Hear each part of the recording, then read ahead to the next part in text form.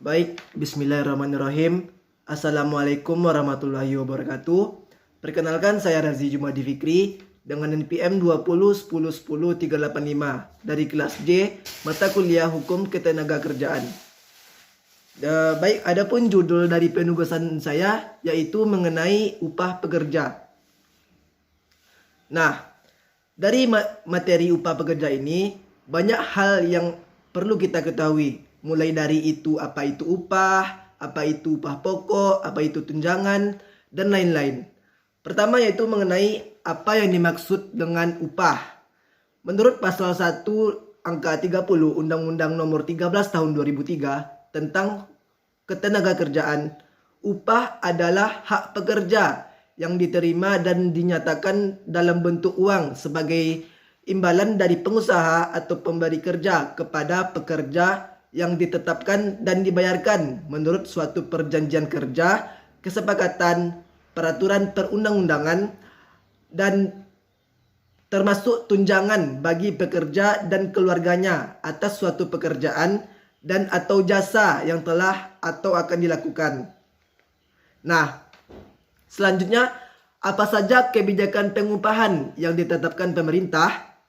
Berdasarkan pasal 88 ayat 3 Undang-Undang 13 tahun 2003, Undang-Undang Nomor 11 tahun 2020 tentang Cipta Kerja, dan Peraturan Pemerintah Nomor 36 tahun 2021, kebijakan pengupahan itu yaitu meliputi: pertama ada yang namanya upah minimum, kedua struktur dan skala upah, ketiga upah kerja lembur, empat upah tidak masuk kerja atau tidak melakukan pekerjaan karena alasan tertentu. Yang kelima yaitu bentuk dan cara pembayaran upah. Keenam yaitu hal-hal yang dapat diperhitungkan dengan upah. Yang ketujuh yaitu upah sebagai dasar perhitungan atau pembayaran hak dan kewajiban lainnya. Lalu kapankah hak pekerja atas upah itu timbul?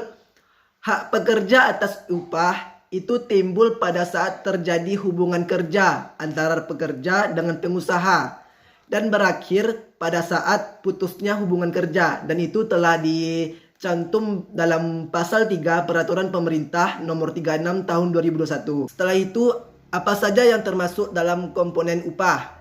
Pasal 7 ayat 1 Nomor 36 Peraturan Pemerintah Tahun 2021, komponen upah itu yaitu terdiri dari: pertama ada yang namanya upah tanpa tunjangan atau dikenal dengan upah pokok. Yang kedua itu upah pokok dan tunjangan tetap.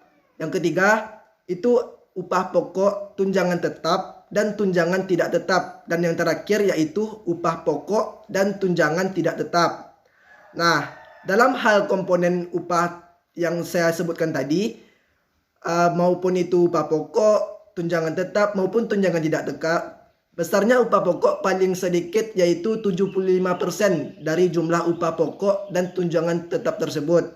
Nah, apa yang dimaksud dengan upah pokok? Upah pokok adalah imbalan dasar yang dibayarkan kepada pekerja menurut tingkat atau jenis pekerjaan yang besarnya ditetapkan berdasarkan kesepakatan ataupun perjanjian yang telah disepakati oleh pengusaha atau pemberi kerja kepada pekerja tersebut. Nah, lalu ada yang namanya tunjangan. Apa yang dimaksud dengan tunjangan? Tunjangan adalah tambahan pendapatan di luar gaji bagi pekerja atau buruh dan keluarganya atas suatu pekerjaan atau jasa yang telah atau akan dilakukan oleh pekerja. Menurut Surat Edaran Tenaga Kerja Menurut Edaran Menteri Tenaga Kerja tentang pengelompokan upah, menyebut tunjangan dimaksudkan untuk perangsang mendorong pekerja lebih berdisiplin, rajin, dan produktif. Nah, baik, mungkin itu saja yang dapat saya jelaskan mengenai materi upah pekerja ini. Lebih dan kurang mohon maaf. Assalamualaikum warahmatullahi wabarakatuh.